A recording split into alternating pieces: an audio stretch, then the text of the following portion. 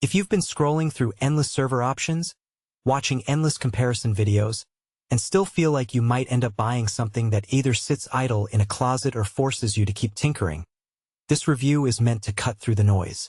I've spent the last few weeks actually pulling together a tiny office lab, wiring the HP ProLiant MicroServer Gen10 Plus into a home office network, and reading through the handful of buyer comments that exist for this model.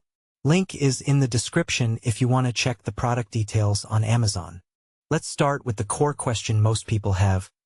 Will this little tower actually handle my everyday workloads without turning into a paperweight?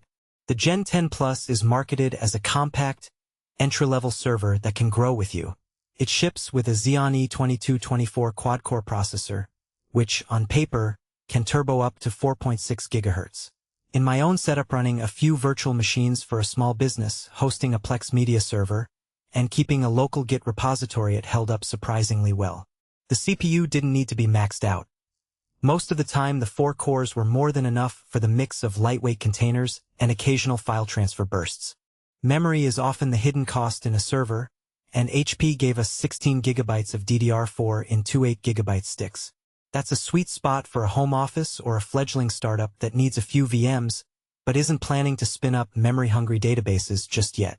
When I added a second 8 GB module later, the system recognized it instantly, and the performance bump was noticeable when I ran 2 Linux VMs side by side. The takeaway here is that the server is ready for a modest memory upgrade without a major hardware overhaul, but it's not a platform you'd want to push into a heavy analytics workload with 64 GB or more. Storage comes as a pair of 2 TB 7.2K SATA drives, giving you a total of 4 TB out of the box. The drives are not pre-installed. You have to open the tower and slot them in yourself. That may sound like a hassle, but the process is straightforward, just a few screws and a gentle push into the drive bays. I set them up in RAID 1 for redundancy, which means my data stays safe even if one drive decides to fail.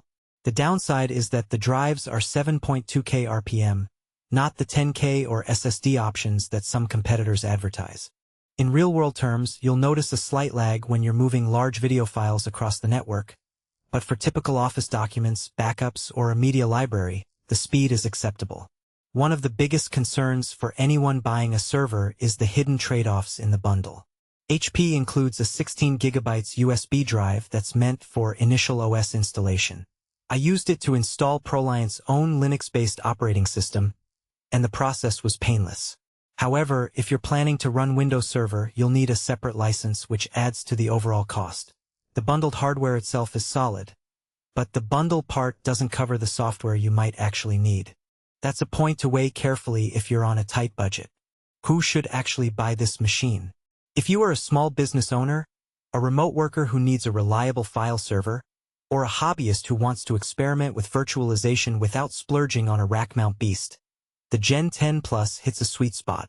Its size fits on a desk or a shelf, the power draw is modest compared to larger towers, and the Xeon chip gives you a professional-grade CPU without the premium price tag of higher-end models. It also shines for home labs where you want to learn about RAID, networking, and remote management without breaking the bank.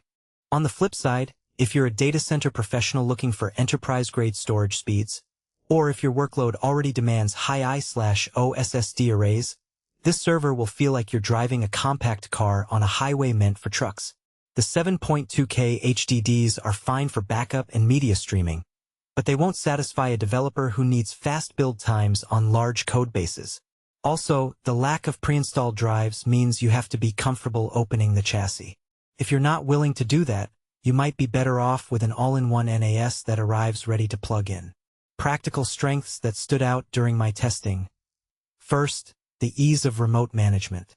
HP's ILO, integrated lights out, interface let me reboot, monitor hardware health, and even mount virtual media without ever touching the physical box.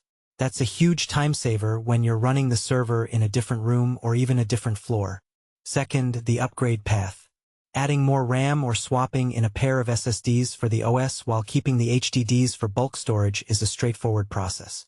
Finally, the price point. When you compare the total cost of the server, the 2 drives, and the memory against building a similar spec from off-the-shelf parts, HP's bundle is competitive, especially when you factor in the support and warranty that come with the brand. The practical weaknesses are equally